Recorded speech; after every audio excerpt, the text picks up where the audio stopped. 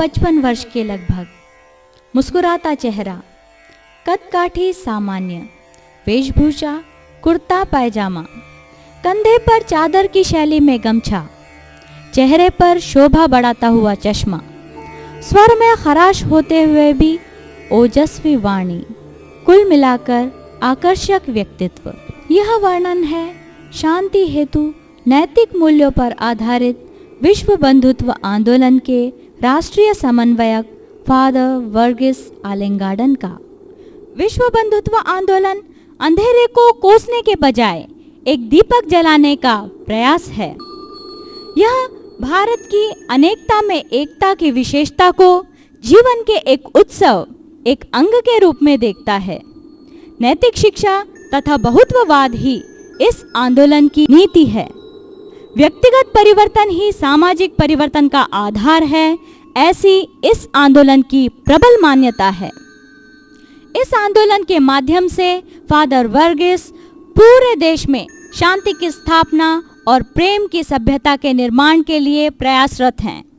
आज 17 राज्यों के 600 से अधिक विद्यालयों में यह आंदोलन पहुंच चुका है। वे देश की युवा पीढ़ी के प्रति बहुत आशावान हैं। उनका मानना है कि देश के युवा ही इस देश के भविष्य को बदल सकते हैं। देश भर में यात्रा कर युवाओं में प्रबुद्ध नेतृत्व के गुणों को विकसित कर देश को कुशल नेतृत्व प्रदान करना तथा उनमें जिम्मेदार नागरिकता की भावना विकसित करना ही उनका ध्येय है।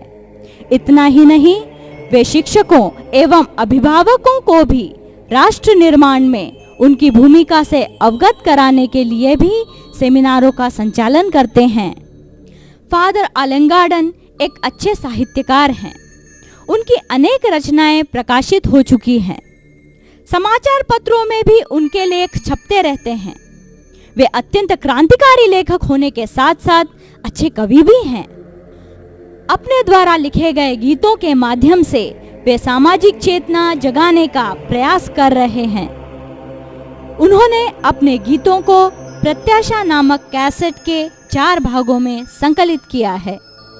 कुल मिलाकर यदि देखा जाए तो फादर वर्गीस आलेंगार्डन में महात्मा गांधी, डॉक्टर भीमराव अंबेडकर, स्वामी विवेकानंद एवं एपीजे अब्दुल कलाम जैसे अनेक महापुरुषों के आदर्शों पर चलने वाले व्यक्तित्व का समन्वय है। लेकिन वे सबसे अलग हटकर स्वयं में एक पहचान है।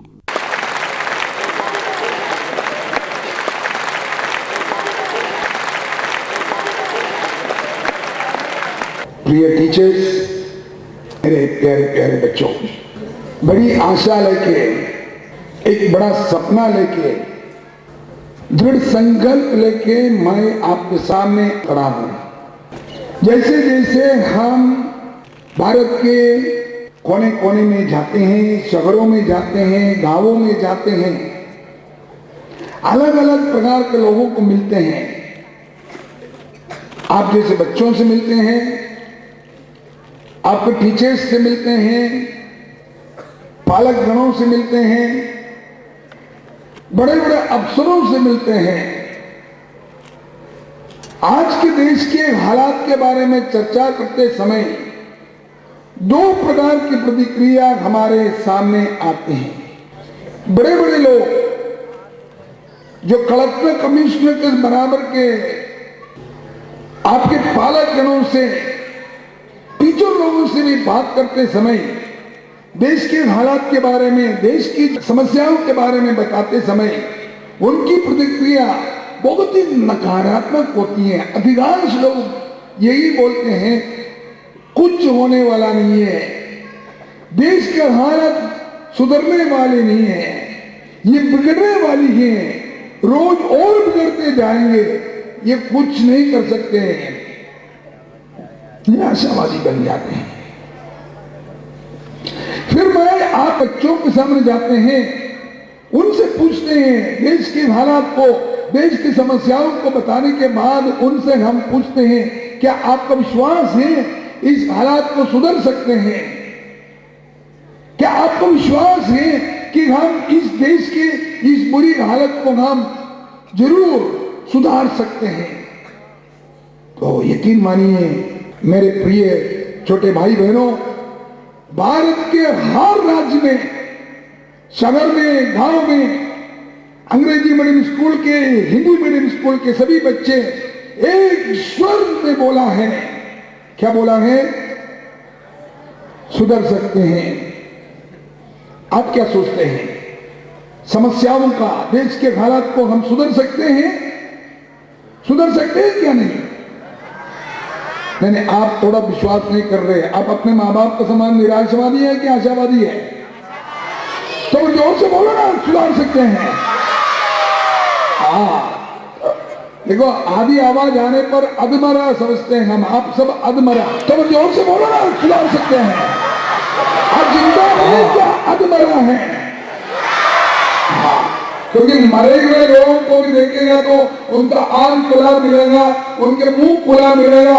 दांत को बाहर देखते हुए मरे हुए लोगों को भी देख सकते हैं। आपके दांत बाहर है, आंख खुला है, फिर भी शायद अधमरा हो। अधमरा है जो पूरा जिंदा है। बहुत बढ़िया। तो जो समझ चाहिए, क्यों भाई बताते हैं? मैंने शुरुआत किया काफी आशा के साथ, बड़ा सपना लेके, बड़े संकल्प के साथ मैं आपसे बात कर रहा हूं। क्यों?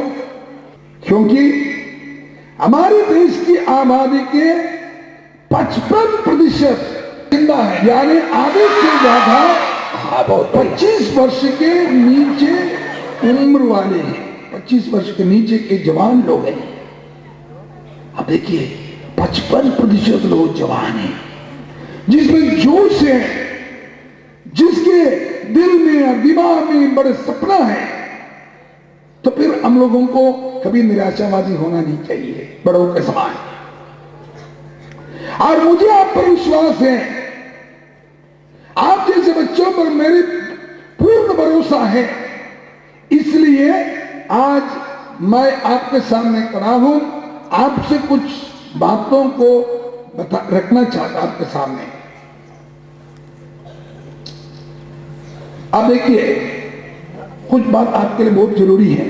भारत के एक प्रतिष्ठित अखबार है टाइम्स ऑफ इंडिया, नाम सुना हो आपने। इसमें इतनी सी जगह पर एक खबर छपी है।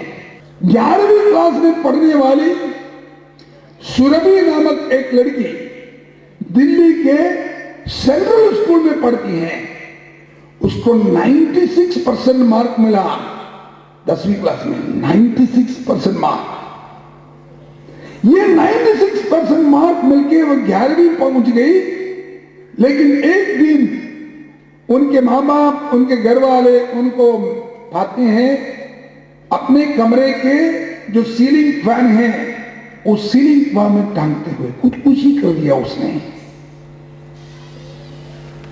96% मार्क मिलने के बावजूद सुरभि को खुदकुशी करने की बात क्या थी? आपको डराने के लिए नहीं बता रहे, लेकिन हकीकत है।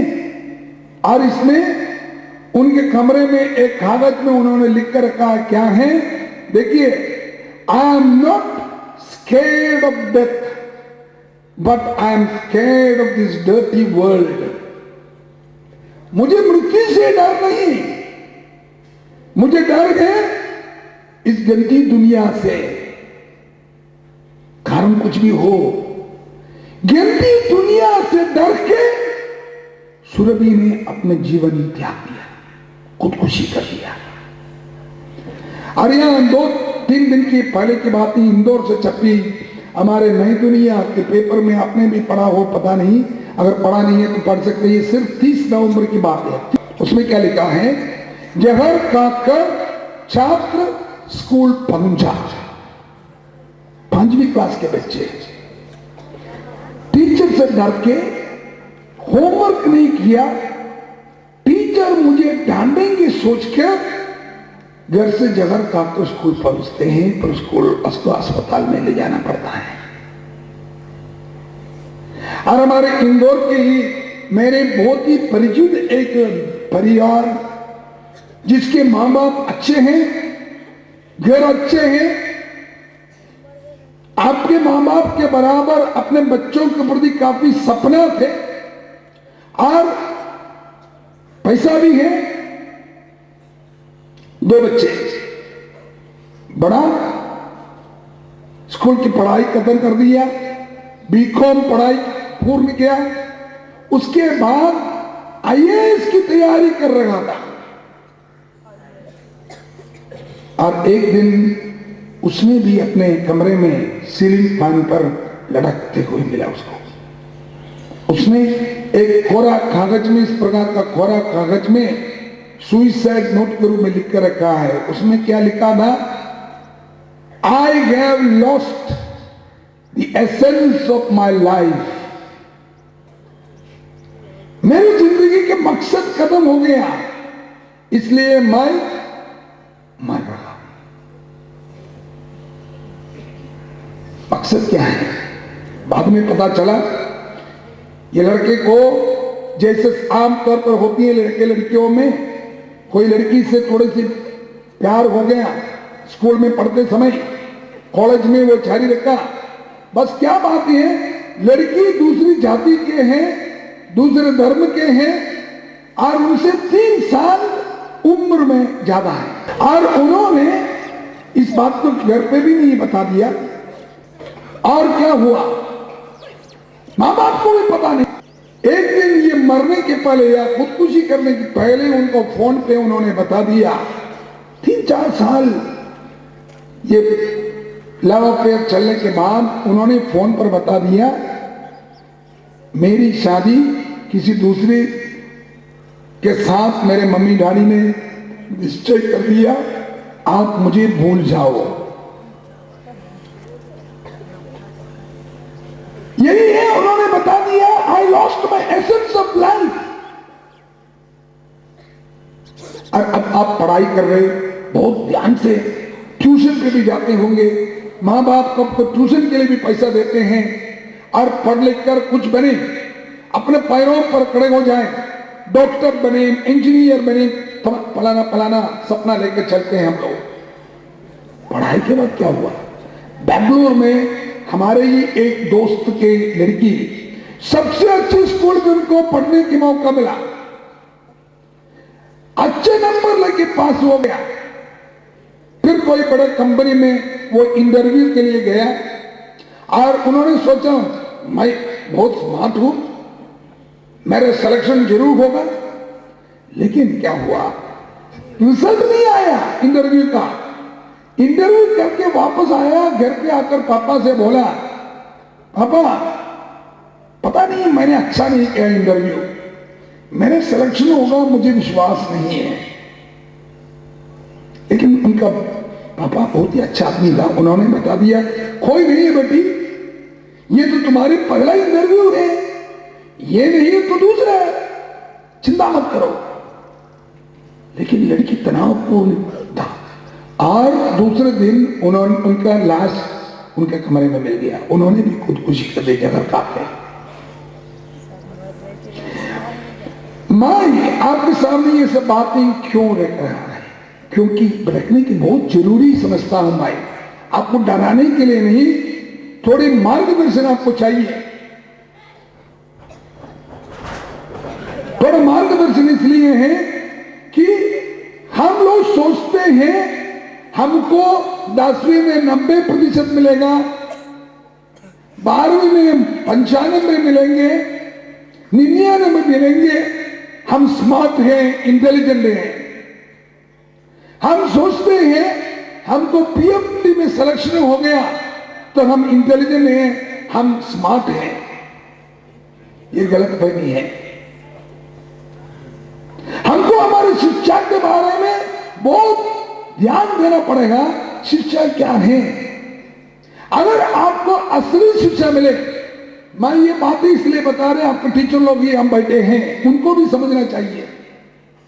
जब तक आपको संकटों का सामना करने का वो आत्मविश्वास नहीं मिले, जब तक हार मानने के लिए आपके पास हिम्मत न हो, एक बार नहीं, 10 बार नहीं, 100 बार हारने के बाद भी फिर भी लड़ने का वो हिम्मत वो विश्वास, वो साहस अगर आप में नहीं है तो ये नहीं समझो आपको 90%, 95% मार्क लेने से आप सबसे अच्छे स्टूडेंट बन गया। नहीं,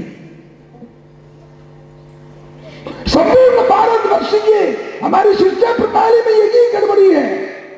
आपका मम्मी डैडी आपको बोलते हैं 90% लाओ, 95% लाओ, ट्यूशन में जाओ, सुबह ट्यूशन, रात को ट्यूशन। आपके टीचर लोग, प्रिंसिपल लोग भी आपको बोलेंगे बेटे पहला नंबर में आना, 100% लाना है। 100% किस में? 95% किस चीज में? पढ़ाई में भी होना है और हमारा चरित्र निर्माण। जब चरित्र निर्माण होने पर प्यारे बच्चों, तो फिर आप में ये आत्मविश्वास हो जाएगा।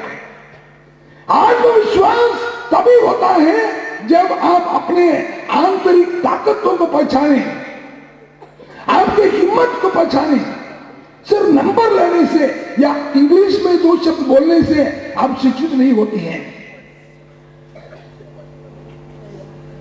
हमारे ये तो खुदकुशी करने के लोगों में जिंदगी का सामना करने का हिम्मत नहीं है। जिंदगी के हार, जिंदगी के संघर्ष, इसका सामना करने में हमें दम नहीं है। रैंक होल्डर होने के बाद भी आपको थोड़ी सी तकलीफों का सामना करने की हिम्मत नहीं है, तो पर हम शिक्षित नहीं हुआ। दूसरी समस्या आजकल क्या होता है हमारे जवानों में, खासतौर पर आप यहां से निकल के, शायद अभी से शुरू हो, हमारे 11वीं 12वीं के बच्चे यहाँ यूनिवर्सिटी में जाएंगे, सोनकर शहर जाकर इंदौर जाएंगे, दिल्ली जाएंगे, मुंबई जाएंगे। क्या समस्या हम देखते हैं? इतनी सारी हिंसा की प्रवृत्ति, हिंसा एक कल्चर हो गया। दिन दहाड़े महिलाओं के साथ, दिन दहाड़े लड़कियों को यूनिवर्सिटी कैंपस में, चाहे वो रैगिंग के नाम पर हो या कोई भी नाम पर हो, गुंडागर्दी, दिन दहाड़े बलात्कार करने का, अपने दूसरे दोस्तों को गला काट कर मारने का, राजनीति के आड़ में या किसी भी कारण रैगिंग के नाम पर कितनी हिंसा होती है। कभी तो लोगों को मार डालते हैं बच्चे, स्कूल के बच्चे भी दूसरे बच्चों को मार डालने की प्रवृत्ति हो गया। हिंसा इतनी हो गई, शायद हमारे टीवी से हम सीखते हैं, सीरियल देखकर हम सीखते हैं, इंटरनेट से हम सीखते हैं। इंटरनेट में अच्छी अच्छी बातें वो नहीं सीखते, बुरी बुरी बातों पर नजर हमारे ज्यादा जाते हैं। और आजकल हाल बहुत खराब हो गया। नशा, हिंसा और सेक्स के दुरुपयोग, सेक्स का ज्ञान हमको होना चाहिए, लेकिन इसको दुरुपयोग होता है। उसकी पूरी ज्ञान, पूरी जानकारी लेके चलते हैं हम लोग, तब भी हमारा जीवन बर्बादी की ओर जाएगा। प्यारे बच्चों, जो टीचर लोगों को मैं बोलते हैं वही बात, आपके माँ बाप से मैं जो बातें बताती हैं वही बात आपको भी जानना है। हमारी शिक्षा का असली मकसद हमको मालूम होना चाहिए। क्यों आप स्कूल में आते हैं, क्यों आप इतने समय लेकर पढ़ाई करते हैं, किस लिए? आपके माँ बाप बता देंगे मेरे बच्चों को पढ़ाएंगे और उसको अच्छी नौकरी मिलेंगे ताकि वो अपने पैरों पर खड़े हो जाए। आपके माँ बाप यही सपना लेके आप बेचते हैं कि मेरे बच्चे अपने पैरों पर खड़े हो जाएं, उनको अच्छी से अच्छी नौकरी मिल जाए, हो सके तो अमेरिका जाएं, लंदन जाएं। लेकिन शिक्षा क्या है? विवेकानंद स्वामी ने शिक्षा के बारे में बहुत बड़ी बात बता दी। एक सेंटेंस से आप लोग को याद होना है। उन्होंने क्या बताया?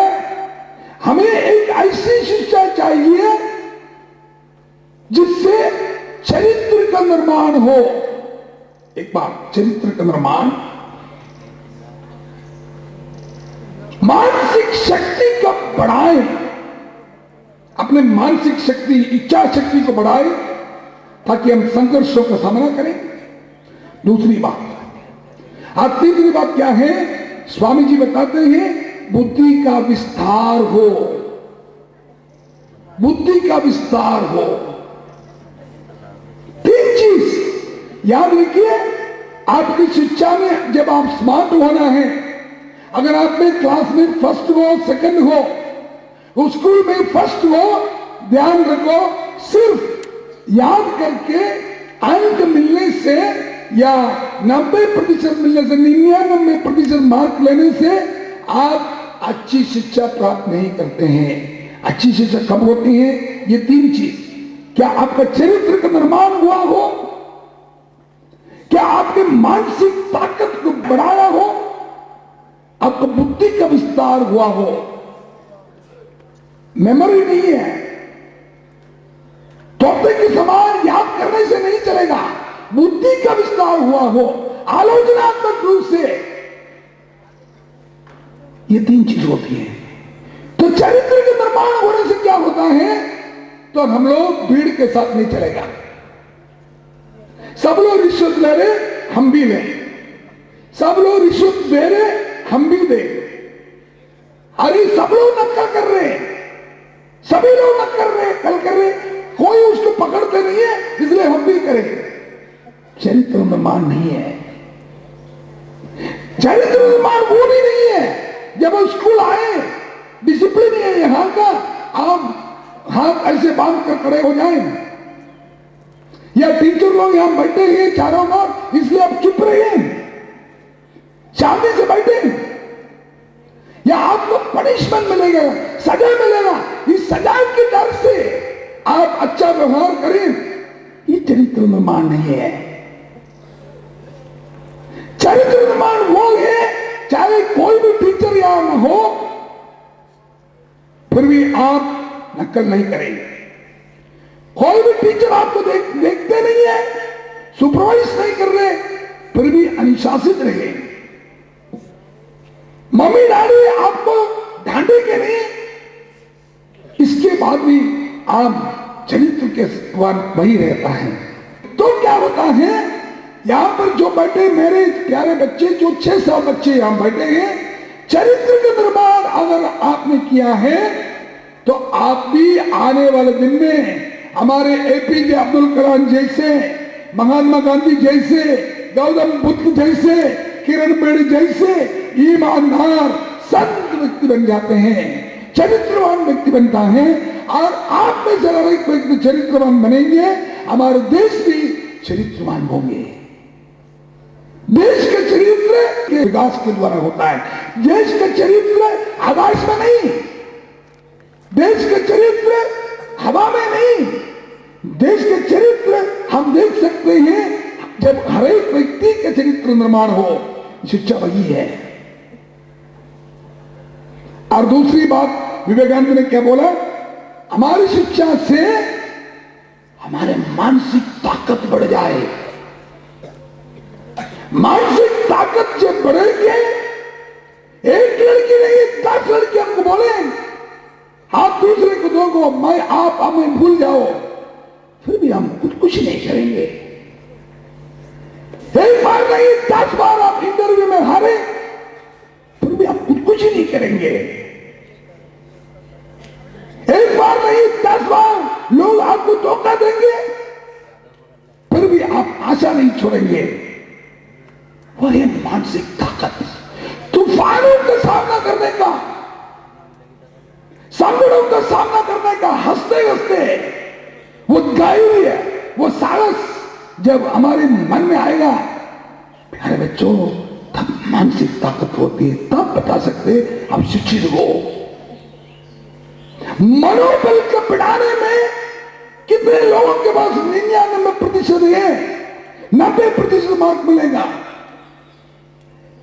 किसी ने हमको चिढ़ाया, किसी ने कुछ गाली दिया, किसी ने हमको कुछ बोल दिया, एकदम हम रो पड़ेगा। इस दुनिया में रोने वाला कुछ नहीं कर सकते हैं। अगर आप रोना शुरू करेंगे, दुनिया और आपको रुलाएंगे। प्यारे बच्चों,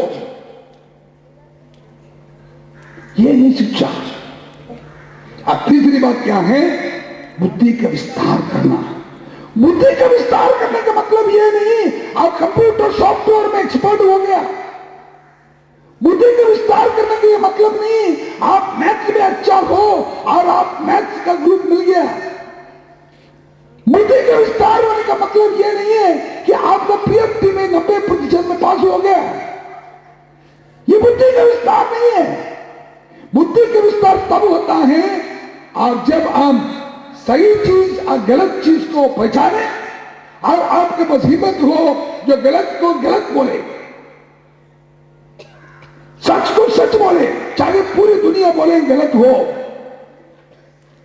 यह है बुद्धि का विस्तार, विवेक और आलोचना करने का हिम्मत हमें होगा तो बुद्धि का विस्तार होता है। तो शिक्षा के बारे में हमको ये बहुत जरूरी है हमको समझने का। अब मैंने शुरुआत किया था देश के हालात के बारे में। एक तरफ से हमारे मंत्री लोग, अखबार वाले बताते हैं देश का विकास हो रहे। देखिए ना, बड़े बड़े सड़क हो रहे, 4 लेन 8 लेन सड़क हो रहे। बड़े शहरों में जाएंगे तो आपको सुपरमार्केट मिलेगा, 5 स्टोरी 8 स्टोरी का सुपरमार्केट मिलेंगे। एक ही मकान में 4-5 सिनेमा थिएटर मिलेंगे। और आप देखेंगे हमारे सड़क में कई प्रकार की गाड़ियां घूम रहे हैं, मर्सिडीज बेंज से लेकर और जापानी, अमेरिकन, जर्मन कार्स चल रहे हैं। हमारे यहां पर देखो कंप्यूटर के कितने कॉलेजेस हो गया, आईआईटी कितने हैं, इंजीनियरिंग कॉलेज कितने हैं। प्रतिदिन हमारे मेडिकल कॉलेज इस देश में बढ़ रहे हैं और हमने न्यूक्लियर बम बना दिया है। भारत आज बहुत ही शक्तिशाली देश है, एक तरफ से बताते हैं। हर सॉफ्टवेयर का भी विकास हो रहे, क्योंकि पहले हिंदी मीडियम थी, अंग्रेजी मीडियम शुरू हो गया। अभी सिस्टर बोल रहे थे हिंदी मीडियम में केजी क्लास में एडमिशन ही नहीं है। हम सोचते हैं ये विकास के निशान है। प्यारे बच्चों, ये मत सोचो अंग्रेजी सीखने से हमारा विकास हो गया, अंग्रेजी बोलने से हम ज्यादा शिक्षित हो गया, यह बेवकूफी है। आप देखिए जापान कितनी बड़ी शक्ति है, ताकत आर्थिक रूप से। अमेरिका के बाद जापान बहुत स्ट्रांग है। अंग्रेजी थोड़ी है वहां पर, बड़ा मुश्किल से 5-10% अंग्रेजी बोल सकते हैं। रशिया को देखो, वहां कौन सी अंग्रेजी भाषा में बोलते हैं। कोरिया को देखो, साउथ कोरिया, ये सब बहुत ही विकसित देश है। अंग्रेजी से वहां पर लोगों का विकास नहीं हुआ। विकास हुआ लोगों की मेहनत से, विकास हुआ उनका विश्वास से, विकास हुआ उनका स्वाभिमान से, विकास हुआ उनका आत्मविश्वास से, अंग्रेजी से नहीं। हाँ, अंग्रेजी जरूर हमको मदद करेगा, दूसरी भाषा बोलने के पास जाएगा सारे, अंग्रेजी मदद करेगा। आपको मालूम आज भी हमारे इस देश में अंग्रेजी में बातचीत करने वाला, लिखने वाला 4-5% से ज्यादा नहीं है। और आप टाई पहन कर, जूता पहनकर बड़े 2 शब्द अंग्रेजी में बोले ना, आप ये मत समझो हम विकसित देश हो गया। अब लोग बोलते हैं भारत का विकास हो गया, इंडिया शाइनिंग। और समाज कार्यकर्ता बता देंगे क्या भारत का विकास हुआ। एक साथ ध्यान से सुनिए प्यारे बेटो, आप सुनिए। क्या आपको मालूम है कि दुनिया के 170 देश में यूनाइटेड नेशन के डेवलपमेंट इंडेक्स के लिस्ट आने पर भारत का नंबर कौन सा है? 125, 126, 130। माने विकसित देशों का लिस्ट डालते समय पहले अमेरिका, जापान, जर्मनी, कोरिया, इसके नाम आने के बाद भारत का नंबर आते हैं 125, 126, 127 में। तो क्या विकास हुआ हमारे यहां? गांधी जी ने बता दिया अंग्रेजों को हटाओ। अंग्रेज आने से हमारे देश की सभी समस्याएं समाप्त हो जाएगा। और अंग्रेजों को हटाने के लिए आप जैसे छोटे छोटे बच्चे भी स्कूल से भाग रहा है, कॉलेज से भाग रहा है, अंग्रेज हटाओ नारा लगाया। भगत सिंह हजारों लोगों ने अंग्रेजों की बंदूक और तलवार लाठी के सामना किया, जेल में सड़कर मर गए। अंग्रेजों में हटाओ, अंग्रेज चला गया, 60 साल हो गया। क्या आपको मालूम है मेरे दोस्तों, अंग्रेजों ने 200 साल में जितना हमारे देश को लूटा, उससे भी अधिक हमारे यहां का अपने ही नेता लोगों ने 60 साल में कर दिया है। भारत मां को कंगाल कर दिया, चोरी कर दिया। झूठ बोलने वाले हमारे नेता लोगों ने भारत मां का हालत क्या कर दिया। 60 साल के बाद भी हमारे देश में इतने सारे अनाज उत्पन्न होने के बावजूद, इतने सारे अनाज हमारे गोदाम में भरे रहने के बावजूद, हमारे देश के 40% लोग भूखे मर रहे हैं। एक दिन एक बार का भोजन नहीं मिल पा रहे 40 करोड़ लोगों को। यह हकीकत है दोस्तों। इतने सारे डॉक्टर्स हमारे इस देश के मेडिकल कॉलेज से निकलते हैं, शायद आप भी डॉक्टर बन जाएंगे कुछ लोग, याद रखिए। इतने सारे कई 60,000 70,000 डॉक्टर्स हर साल बाहर आने के बावजूद, क्या आपको मालूम है हमारे देश के 22 लाख बच्चे 5 साल की उम्र तक पहुंचने के पहले मर जाते हैं, क्योंकि इनको वैद्य सहाय नहीं मिलते हैं, मेडिकल फैसिलिटी नहीं मिलते हैं, अनाज भोजन के कमी के कारण मर जाते हैं। 22 लाख बच्चे, कितने शर्म की बातें हैं। और आपको मालूम है हमारे देश में पूरी दुनिया के कुष्ठ रोगियों के करीब 70% लोग हमारे इस देश में हैं। पूरी दुनिया के अंधे लोगों के 50% हमारे देश में हैं। यानी दुनिया के 10 अंधे लोगों में 5 हमारे भारत में हैं। क्या ये सब अंधे जन्म से अंधे हुआ? नहीं है। भोजन नहीं मिलने के कारण, सही समय पर इलाज नहीं मिलने के कारण ये अंधे हो गए हैं। और सीता द्रौपदी के इस देश में सीता के लिए मंदिर बनाने में इतने हम कमर कसकर रखाए नारा लगाने वाले हैं हम लोग, फिर भी जिंदा कितने सीताओं को हमारे यहां जलाए जाते हैं। दिन दहाड़े कितने सीताओं के साथ हमारे यहां पर बलात्कार होते हैं। हमारे इस देश एक विरोधाभास का देश है, क्योंकि दुनिया के सबसे अच्छे इंजीनियर्स और साइंटिस्ट को हमारे इस देश की जन्म देता है। और अमेरिका में, लंदन में सब कार्य करते हैं दूसरे देशों के लिए। फिर सबसे अधिक यूनिवर्सिटी डिग्री वाले हमारे इस देश में दुनिया के, फिर भी सबसे अधिक निरक्षर लोग भी हमारे इस देश में हैं। 60 साल के बाद भी 50% से लोग अधिक निरक्षर है। दोस्तों, आज से आपको सोचना पड़ेगा ये सब बातें। इतने जोश के साथ, इतने वेदना के साथ, इतने आक्रोश के साथ, गुस्से के साथ मैं आपसे क्यों बात कर रहे हैं? क्योंकि मुझे विश्वास है, मैंने बता दिया, मुझे आशा है, मेरी दृढ़ संकल्प है कि आपके द्वारा, आज के जवान पीढ़ी के द्वारा, आपके ये स्कूल में पढ़ने वाले हमारे बच्चों के द्वारा ही इस स्थिति को सुधार सकते हैं। पार्लियामेंट में आज बैठने वाले संसद के द्वारा, सांसदों के द्वारा, हमारे एमएलए लोगों के द्वारा, हमारे मंत्रियों के द्वारा, या आज के हमारे दफ्तरों में बैठने वाला हमारे बाबुओं के द्वारा इस देश का सुधार नहीं होगा। मुझे पक्का विश्वास है, आप जो मेरे सामने बैठे हैं, आपके द्वारा इस देश का पुनर्निर्माण हो सकता है। सांप्रदायिकता के बिना, भ्रष्टाचार से दूर, सबको समान मिलने वाला, समानता वाला एक राष्ट्र का निर्माण आपके द्वारा होगा। आपको इस देश का बहुत जोर संभालना पड़ेगा। इसलिए मैं आपसे ये बातें बताते हैं। इसके लिए 2 चीज की जरूरत है।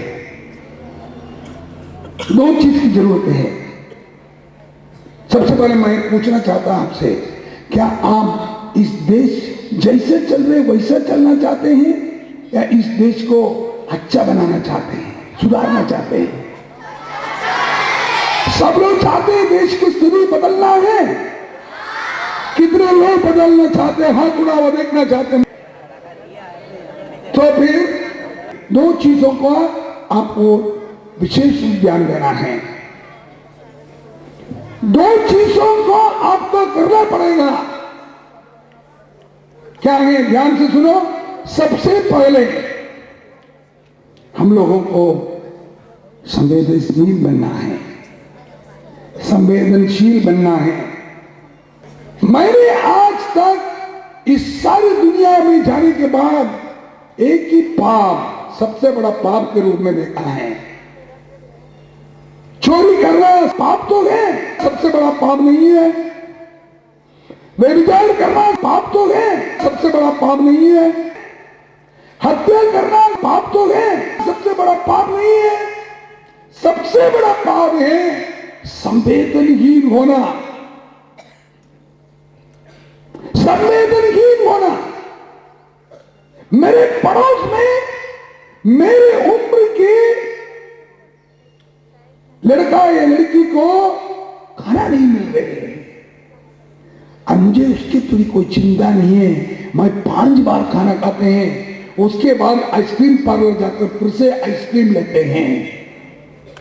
कोई संवेदनहीनता है। मेरे पड़ोस के मेरे जैसे बच्चे के पास ठंड के मौसम में ओढ़ने के लिए एक स्वेटर नहीं है, लेकिन मेरे पास 5 स्वेटर 10 स्वेटर होने के बावजूद जिद करते मम्मी से मुझे एक नया स्वेटर चाहिए। इसको बोलते हैं संवेदनहीनता। फर्क जो यही है, ये छोटे स्तर पर भी होते हैं, बड़े स्तर भी होते हैं।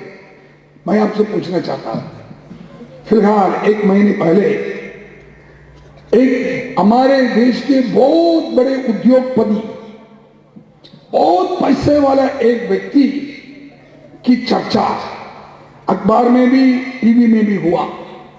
आपको मालूम है कौन है वो व्यक्ति जिसके बारे में 1 महीने पहले बहुत बड़ी चर्चा हुआ? किसके बारे में, कोई भी बता सकते हैं? अंबानी। कौन सा अंबानी? 2 अंबानी है। मुकेश अंबानी। बोलिए क्यों? खड़े होकर बोलिए, कोई भी बोलो, खड़े होकर। हाँ बोलिए, जोर से बोलो, खड़े होकर बोलो। एक प्लेन के लिए कितना खर्चे का है? ठीक है, बहुत बढ़िया। आप लोग बहुत सक्रिय हैं। मुकेश अंबानी जो हमारे इस देश के सबसे बड़ा अमीर व्यक्ति हैं, उन्होंने उनके बीवी की बर्थडे के दिन में, जन्मदिन में तोहफा दिया हवाई जहाज। कितने खर्चे का? 242 करोड़ रुपए का।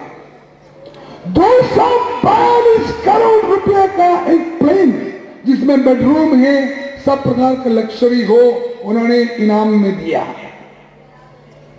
बता देंगे उनके पास पैसा है। उन्होंने किसी से चोरी तो नहीं किया, डायरेक्टली चोरी नहीं किया, इनडायरेक्टली चोरी तो करते ही उद्योगपति।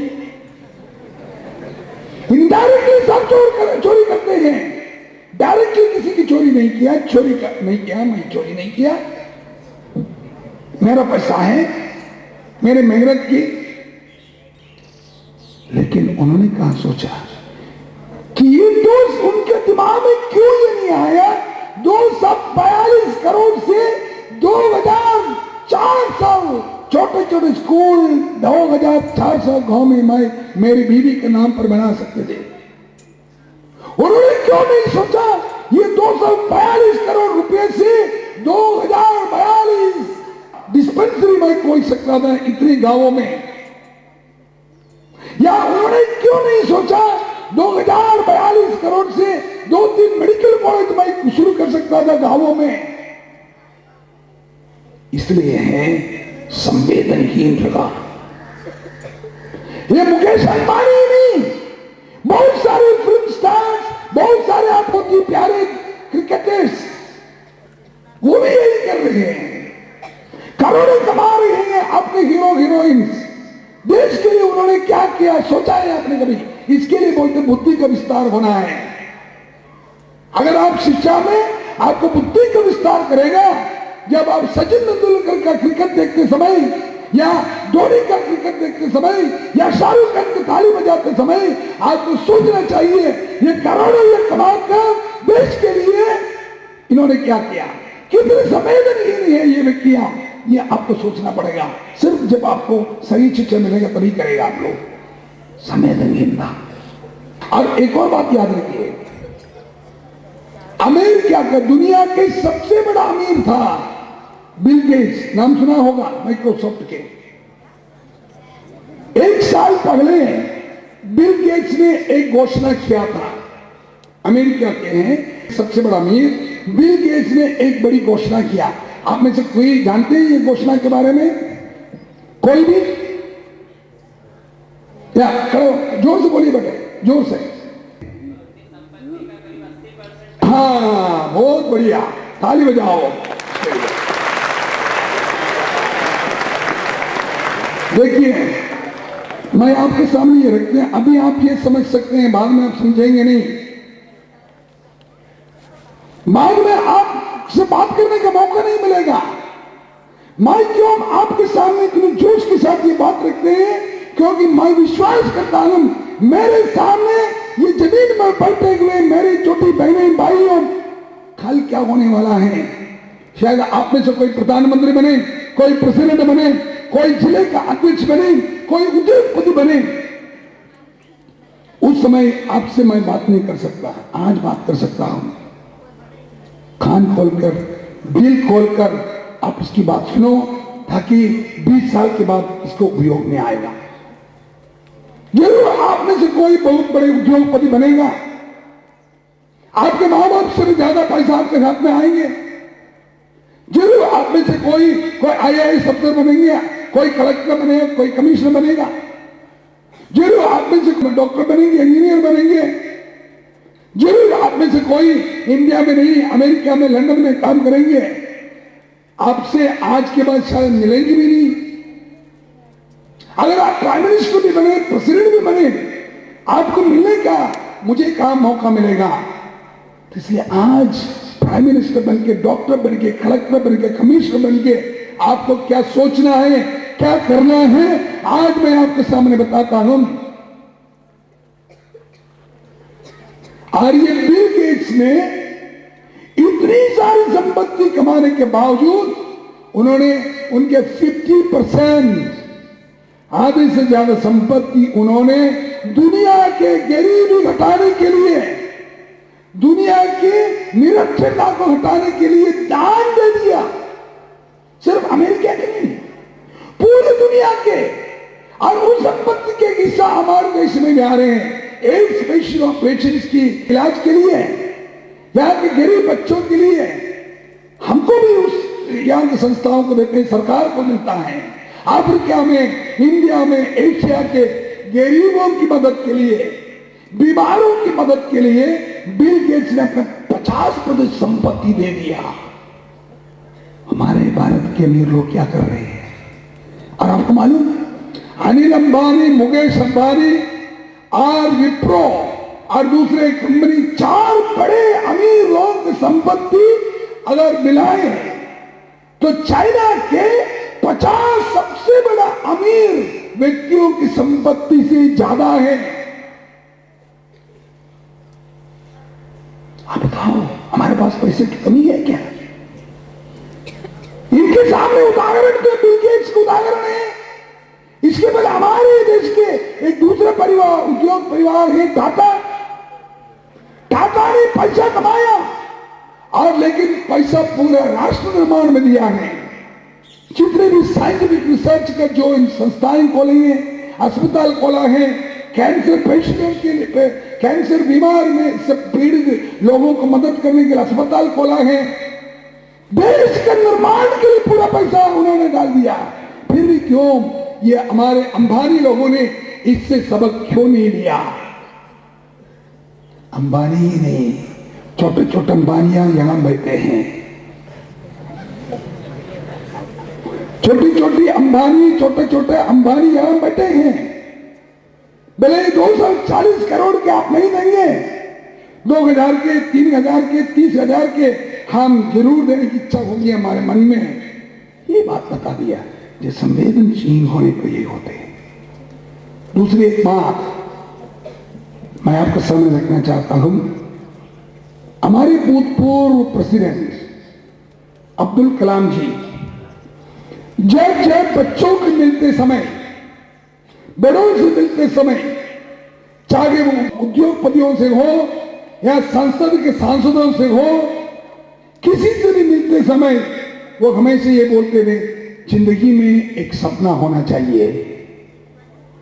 एक सपना सामने रखकर आपको जीना है। अब उसके साथ एक और बहुत बड़ी बात बोलते थे। वो सपना सामान्य सपना नहीं बोलते हैं।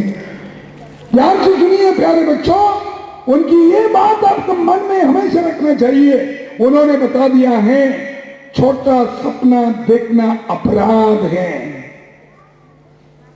सपना होना चाहिए, लेकिन आपका सपना छोटा नहीं होना है, बड़ा सपना देखना है। छोटा सपना देखना अपराध है।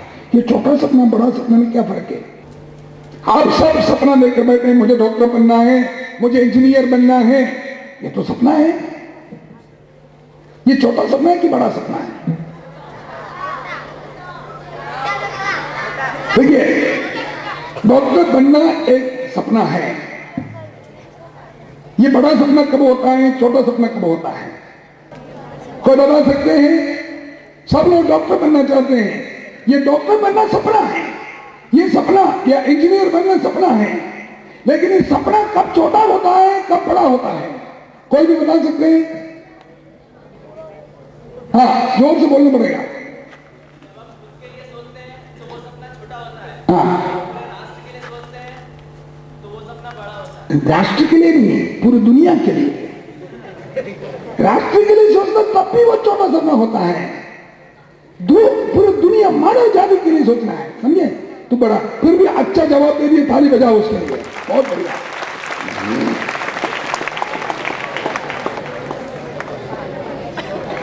आपके माँ बाप ये चाहते हैं आप डॉक्टर बने, आपके माँ बाप ये चाहते हैं आप इंजीनियर बने, ये भी चाहते हैं, आप भी चाहते हैं मुझे IIT में प्रवेश हो, वकील बने।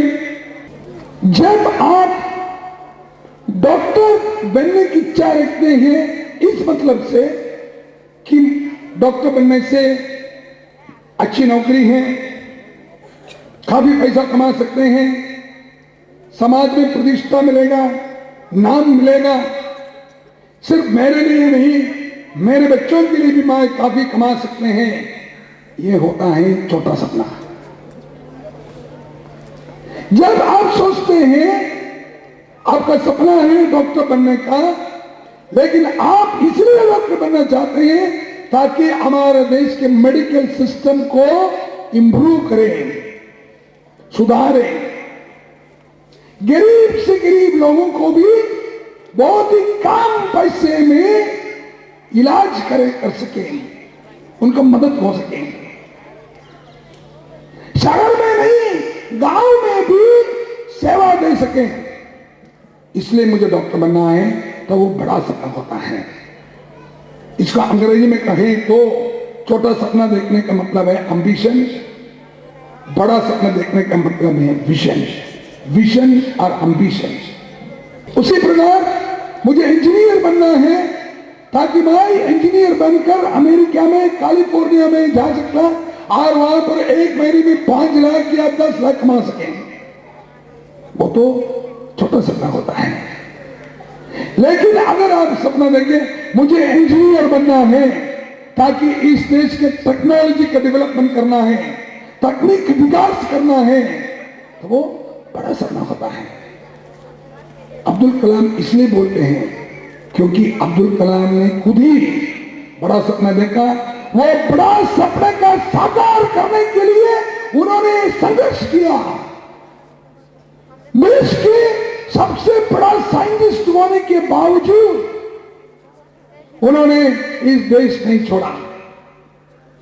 उनके जूनियर साइंटिस्ट जो थे, बहुत सारे लोग 2 साल 3 साल काम करने के बाद विदेश चले गए, लेकिन अब्दुल कलाम ने इस देश में लगा, देश के तकनीकी विकास के लिए, देश के विकास के लिए उनकी पूरे बुद्धि, उनकी पूरे क्षमता उन्होंने अर्पित कर दिया। इसको बोलते हैं बड़ा सपना देखने का। चाहे आप कोई भी बने, डॉक्टर बने, सबसे अच्छा डॉक्टर बनो, दुनिया के सबसे अच्छा डॉक्टर बनो। इंजीनियर बनना हो, दुनिया के सबसे अच्छा इंजीनियर बनो। अगर खेती किसानी करना है, उसमें कोई बुराई नहीं है, लेकिन दुनिया के सबसे अच्छे किसान बनो। अगर आपको दुकान चलाना है, ईमानदारी के साथ सबसे अच्छा दुकान चलाएं। लेकिन एक बात है, अपने लिए पैसा कमाने के साथ, अपने बच्चों के लिए पैसा कमाने के साथ हमको ये भी रखना है, संवेदनशील होना चाहिए कि दूसरों के लिए भी कुछ करें। दूसरों के लिए करने से नहीं, ये भी सोचना है हमको दूसरों की भावना को, दूसरों को बुरा लगने लायक कोई कार्य नहीं करें। तो इसका मतलब है हमारे खाने पीने का, हमारे पढ़ने में, हमारे मकान बनन, इसमें सब सोचना पड़ेगा। थोड़ा संवेदनशील होना बहुत जरूरी है, तब हम इस देश को बदल सकते हैं। प्यारे बच्चों, हम लोग ये जो बातें आपको सामने रख दिया, देश के हालात के बारे में, देश को सुधारने के मार्ग, संवेदनशील होने के बाद, बड़ा सपना देखने के बाद सब हमने बता दिया कि भाषण देने से कुछ होने वाला नहीं है, हम लोग खुद ही करना पड़ेगा। हम देश के हर स्कूल में जाकर ये बात बताते हैं, उसके बाद हम उनसे पूछते हैं क्या आप देश को जैसे आज के वैसे चलाना चाहते हैं या देश को सुधारना चाहते हैं? आपने तो बता दिया, हाँ हम इस देश को अच्छा बनाना चाहते, सुधारना चाहते हैं। आजादी मिलने के लिए हमारे लोगों को बहुत खून देना पड़ा। आप सुना होगा नेताजी की वो बहुत ही फेमस शब्द नारा, आजादी के जमाने में क्या बताया था? जवान लोगों से क्या बताया था? तुम मुझे खून दो। देखो, आपको तो मालूम है, आपको तो अच्छे से मालूम है, और आपको मालूम नेताजी की बात मान लिया, हजारों लाखों नौजवान और युवतियां घर छोड़ा, स्कूल छोड़ा और नेताजी के साथ खून देने के लिए आगे आए। आज अगर मैं आपसे मुझे खून दो, इस देश को सुधारेंगे बोलेगा तो पता नहीं कितने जन आएंगे। मैं ही नहीं, अगर असली नेताजी खुद ही खड़े होकर आपको बताएं, सोच के मेरे बच्चों तुम मुझे खून दो, मैं आपको इस देश को सुधार करेंगे, पता नहीं कितने बच्चे उनके साथ जाएंगे। लेकिन मुझे विश्वास है आपको ऊपर, खून मत दे दो, आप मुझे खून मत दे दो, स्कूल का पढ़ाई मत छोड़ो, घर पर रहो, अच्छे से पढ़ाई करो, डॉक्टर बनो, इंजीनियर बनो, वकील बनो, कुछ भी बनो, लेकिन इसके साथ देश के लिए सोचने के लिए, मानवता के लिए सोचने के लिए अपने सपना को बड़ा करने और सपना साकार करने के लिए थोड़े से त्याग करें। इसलिए हम लोगों ने पूरे भारत के जवान लोगों को पर भरोसा रखे, आप जैसे छोटे छोटे विद्यार्थियों पर भरोसा रख के हमने एक आंदोलन छेड़ा है। 16 साल से गांधी जी ने एक आंदोलन शुरू किया स्वतंत्रता संग्राम का, अंग्रेजों को यहां से हटाने का। यह आंदोलन है हमारे देश को अपनों से ही आजाद करने का, फिर से यहाँ शांति, भाईचारा, समान देश के सम्मान करने के लिए यह आपसे ही हो सकता है, ये सोचकर और इसकी शुरुआत हम स्कूल से शुरू करेंगे। इसके लिए हम लोग ये आंदोलन जो विश्व आंदोलन है, जिसका यूनिट के मधुबन, इसमें हम सभी बच्चों से, सभी टीचरों से, पालकगणों से आह्वान करते हैं कि अपने घर पे रहते हुए, अपनी पढ़ाई करते हुए इस देश के बारे में सोचें, देश के लिए छोटी सी कुर्बानियां करें, छोटी छोटी कुर्बानियां, खून देने की बात नहीं है, छोटी छोटी कुर्बानी। आपको तो मालूम है जो पंचमार्ग बोलते हैं हम लोग, प्रतिदिन शांति के लिए प्रार्थना करना है, प्रतिदिन एक अच्छा कार्य करें। शायद आपके स्कूल में क्लास में से निकल के पंखा चालू है, किसी ने आपको बताया नहीं है, पर भी आप पंखा बंद कर दिया, लाइट बंद कर दिया, सोचते हुए देश ये देश मेरा है, देश के ये संसाधन मेरे हैं, पेड़ों के प्रति प्यार से देखें। और हम टॉयलेट जाते हैं, किसी ने पाइप खोला, पानी पूरा जारी फिर भी उसको थोड़ा टाइट किया, ये सोचते हुए ये मेरा देश है, इस देश का संभालना मेरा काम है, अच्छा कार्य हम यह करेंगे, ये सोचकर मैं ये देश के प्रधानमंत्री, इसकी जिम्मेदारी हूं। और तीसरा है, बहुत सारे गरीब लोग हमारे देश में हैं, ये सबको तो भोजन नहीं दे पाएंगे हम, मैं साथ दूं कैसे? घर पे तो नाश्ता मिलते हैं, मुझे लंच भी मिलते हैं, टिफिन बॉक्स भी है, शाम को भोजन मिलते हैं, इतना तो है। मेरे देश में मेरे उम्र के, मेरे बराबर के दूसरे बहुत सारे बच्चे हैं जो भूखे हैं। 40 करोड़ लोगों को एक बार का भोजन नहीं मिलते हैं। तो इसलिए ये फिजूल खर्चे के लिए मैं पैसा बर्बाद नहीं करूंगा। मुझे आइसक्रीम खाने की जो आदत नहीं है, ये रोज का आइसक्रीम खाना मैं बंद कर सकता हूं। दिवाली के समय पर मैं 1000 का पटाखा फोड़ते हैं तो जरूर मैं उसको 500 में कर सकते हैं। या कितना भी फिजूल खर्चा, मैं जूता खरीदने जाते हैं, 1000 का जूता है, मैं 900 का खरीद सकता हूं। जीन्स खरीदने जाते हैं, 1500 का है तो मैं 1000 का खरीद सकता हूं।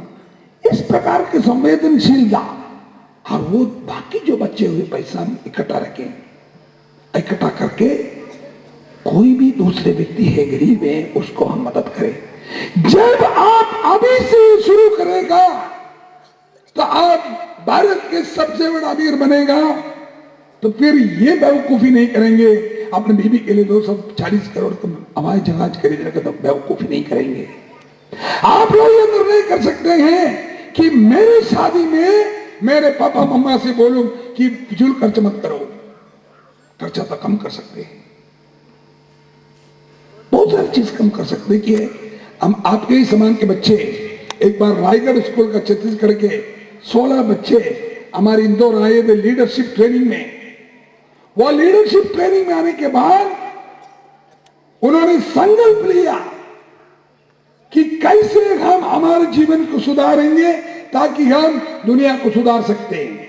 और आपको मालूम, उनके स्कूल में प्री बोर्ड एग्जामिनेशन में उन्होंने जाकर प्रिंसिपल को बोला, सिस्टर आप लोग टीचर लोगों को सुपरविजन के लिए हमारे क्लास में मत भेजिए, हमारे ऊपर विश्वास कीजिए, हम लोग कोई भी चीटिंग नहीं करेंगे, कोई भी नकल नहीं करेंगे। और प्रिंसिपल और टीचर लोगों ने सोचा क्यों न हो, हम इस पर विश्वास करके देखें। आपको मालूम बच्चों, प्री बोर्ड एग्जामिनेशन में टीचर लोग जाकर उनको क्वेश्चन पेपर दे दिया, फिर वो स्टाफ रूम वापस गए। बीच में जाकर कुछ देखा, सभी बच्चे ईमानदारी से, जिम्मेदारी से उनकी परीक्षा लिख रहा था, कोई भी सुपरवाइजर वहीं नहीं था। बहुत ही बड़ी सक्सेस था। वहीं से बच्चे लीडरशिप लेके गया, उन्होंने निर्णय लिया, हम लोग हमारे शहर में जब हम घूमेंगे, हम मोटरसाइकिल का इस्तेमाल नहीं करेंगे, हम साइकिल पे चलेंगे। उन्होंने निर्णय लिया, न हम दहेज लेंगे न हम दहेज देंगे। जिंदगी के लिए निर्णय लिया है। उन्होंने यह निर्णय लिया कि हम हर साल 10 पेड़ हमारे घर पे लगाएंगे, उसकी देखभाल करेंगे। उन्होंने यह निर्णय लिया, हमारे घर से कोई भी कचरा कहीं भी नहीं गिरेंगे, हम उसको संभालेंगे, ये धरती मां हमारी है और हम हर व्यक्ति का सम्मान करेंगे। आपको मालूम क्या हुआ? मैं वही गया अभी पिछले महीने, वहां के पालकों के लिए एक सेमिनार देने के लिए, और उसके बाद आदान प्रदान का समय हुआ तो एक पेरेंट आकर बोला, मेरी बेटी पल्लवी अग्रवाल या आनंदवन गए थे, मैंने मना किया, इन्होंने जिद किया बाबा अम्बेडकर के पास जाने का, भारत जोड़ो कार्यक्रम में भाग लेने। उसके बाद आए, फिर जिद किया इंदौर में जाना है। मैंने मना किया, फिर भी इसकी जिद के कारण मैंने भेजा, पैसा खर्च किया, लेकिन उन्होंने अपने 1500 अभिभावक गणों से बता दिया मैं आज खुश हूं क्योंकि मेरी बेटी मेरे पूरा घर को संभालते हैं, इतनी अच्छा व्यवहार हो गया, मुझे इस पर विश्वास हो गया। फादर जी ने जो बता दिया बिल्कुल सही है। फिर एक के बाद एक पेरेंट्स आकर बोलने लगा अपने बच्चों के बारे में, अपने बच्चों के बारे में इतने गौरव के साथ आकर सबके सामने बोल दिया, मेरा रोम खड़े हो गया। प्यारे बच्चों, ये है हमारे आंदोलन। आपके माँ बाप के चरित्र को भी आप बदल सकते हैं। अगर आप चाहें आपके घर के वातावरण को आप बदल सकते हैं। आप चाहें तो अपने माँ बाप को भी आप शिक्षा दे सकते हैं, बोलने से नहीं, करने से। माँ बाप और टीचर लोग आपको शिक्षा देते हैं अपने बोलने से, लेकिन आप उनको शिक्षा दे सकते हैं अपने जीवन से। यही है आंदोलन। अपने जीवन के द्वारा, अपने आदर्श के द्वारा क्यों हम इस दुनिया को नहीं बदल सकते हैं? तो मैं बताऊं, इस प्रकार का संकल्प लेकर, इस प्रकार का बड़ा सपना देकर आप आगे जाएगा। आप जो आज हम बैठे हैं, इसमें से फिर से एक दूसरा गांधी, तीसरा गांधी खड़े हो जाएगा। इसमें से फिर से एक नहीं 100 किरण पे निकल पाएंगे। इसमें से एक नहीं 100 बाबा हम पे आ सकते हैं। इसमें एक नहीं हजारों जिम्मेदार नागरिक हमारे देश में आएंगे। इस स्वर्ण कच्छ की तकदीर आप बदल सकते हैं, इस दुनिया का तकदीर आप बदल सकते हैं। इस देश का नवनिर्माण आपके द्वारा होगा। क्या आप मेरी बात पर विश्वास करते हैं? देखिए, अगर विश्वास करते हैं तो जो मैंने बता दिया इसका अभ्यास करना चाहिए। कितने लोग बड़ा सपना लेके, बड़े संकल्प लेके, हिम्मत के साथ जिंदगी का सामना करने के लिए, एक अलग पहचान देने के लिए, चरित्र का निर्माण करने के लिए कितने लोग तैयार है? हाथ उठाओ। Thank you. आखिरी में मेरी ये बात समाप्त करने के पहले आपसे एक सवाल पूछता हूं। क्विज कंपटीशन है, सब ध्यान से सुनो। सवाल क्या है? सवाल ये है, मेरा नहीं है, ये तरुण सागर जी, उसका नाम सुना है आपने? तरुण सागर जी। ये तरुण सागर जी के सवाल हैं। करीब 5000 लोग, उनके भक्त उनको सुन रहे थे, तो उन्होंने उनसे एक सवाल पूछा, What is the biggest distance in the world? दुनिया की सबसे बड़ी दूरी क्या है? कहां से कहां तक, या किससे किस तक? कहां से कहां तक दुनिया के सबसे बड़ी दूरी क्या है? सवाल सुन लिया? What is the biggest distance in the world? तो किसी ने बता दिया कन्याकुमारी से कश्मीर तक, किसी ने बता दिया टोक्यो से न्यूयॉर्क तक। नहीं था। मैं वही सवाल आपसे पूछ रहा हूं। देखना चाहते हैं सोनकच्छ स्कूल के लोग कितने बुद्धिमान हैं। जी बोलिए जोर से। हैं? वो तो डिस्टेंस है, दूरी है, लेकिन सबसे बड़ी दूरी नहीं है। और कोई? बोलिए। वो भी दूरी है, लेकिन बड़ी सबसे बड़ी दूरी नहीं है। कौन सा? नहीं, वो दुश्मनी बोलने से नहीं, दूरी तो दो चीजों के बीच में होती है ना, इससे इस तक। वो भी दूरी है, लेकिन सबसे बड़ी दूरी नहीं है। और कोई? या बोलिए। स्माइल एक ही चीज है, डिस्टेंस कहां होता है? स्माइल से और नहीं स्माइल करने से क्या है? नहीं होगा। बढ़िया, आप इधर आइए, बाकी आइए, क्या आइए, जल्दी आइए। बाकी उनके चेहरे को सबको देखना चाहिए। बहुत बड़े जवाब दे दिया। देखिए, सुनाशु ने सही जवाब दिया। मैं आपसे बताना चाहता हूं, ये सवाल मैंने टीचर लोगों से, माँ बाप से, बच्चों से, पूरी इंडिया के अलग अलग राज्यों में इतना नहीं, विदेशों में मैंने पूछा है, रोटरी क्लब के सदस्यों से पूछा है, फिर भी बहुत कम लोग इतना जल्दी से जवाब दिया। किसी ने इतनी जल्दी से नहीं जवाब दिया। ये बिल्कुल दिल वाला है, दिमाग वाला भी है, ताली बजाइए। जवाब तो दे दिया, तो आपको अभी करके दिखाना भी है, डिस्टेंस कम करना है आपके कथनी आप कर्म से। आपका चेहरा देखकर लग रहे दूरी कम है, अच्छी बातें हैं। Thank you. प्यारे बच्चों, ये बहुत जरूरी चीज है, आपको ध्यान में रखना, क्योंकि आज इतने सारे संत हैं जो टीवी के द्वारा, बड़े बड़े अधिवेशन के द्वारा लोगों को उपदेश देता है, अच्छा करो, भला करो, चोरी मत करो, डकैती मत करो, इतनी उपदेश देता है। गिरजाघरों में, मंदिरों में, मस्जिदों में बहुत सारे उपदेश हमको मिलते हैं, फिर भी दुनिया बिगड़ते जा रही है, दुनिया सुधरते नहीं नजर आ रहे, क्योंकि टीचर लोग बच्चों को उपदेश देता है, माँ बाप बच्चों को उपदेश देते हैं, फिर भी हम सुधरते नहीं हैं, क्योंकि हमारे कथनी आखरनी, what you speak and what you say, there's a big distance।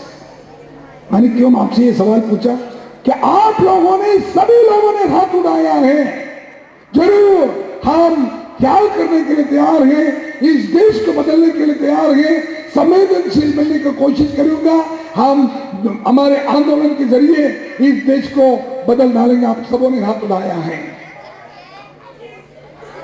ये क्या आपके हाथ उठाना एक करने वाले कुछ दूसरा होगा तो फिर कुछ नहीं होगा। मैं फिर से पूछना चाहता आपसे, आप में से कितने लोग जो आप बोलते हैं वो बोलने के अनुसार अपना जीवन भी करने को तैयार है, कथनियां करने की दूरी बिल्कुल कम करने के प्रयास कितने लोग करेंगे? हाथ उठाओ सब लोग। बहुत बढ़िया। मैंने शुरू किया ये बताते हुए, बड़ी आशा के साथ आपके सामने मैं खड़ा हूं, बड़ा सपना लेकर मैं आपके सामने खड़ा हूं, बड़े संकल्प लेकर मैं आपके सामने खड़ा हूं, क्योंकि सारी दुनिया, सारे देश के पढ़े लिखे लोग, अफसर लोग, सभी लोग बोलते हैं देश को सुधार नहीं सकते हैं, लेकिन आपने बता दिया नहीं, हम सुधार सकते हैं। आशावादी नजरिया आपने मेरे सामने रख दिया। मेरा भी विश्वास युवा पीढ़ी के प्रति, विद्यार्थियों के प्रति मेरा भी विश्वास यही है कि हम इस दुनिया को बदल सकते हैं। मैं आशावादी हूं, मैं बड़ा सपना देखने वाला हूं आपके साथ। क्या आप ये सपना साकार करने के लिए बलिदान देने को तैयार हैं सभी लोग? Thank you. जय हिंद।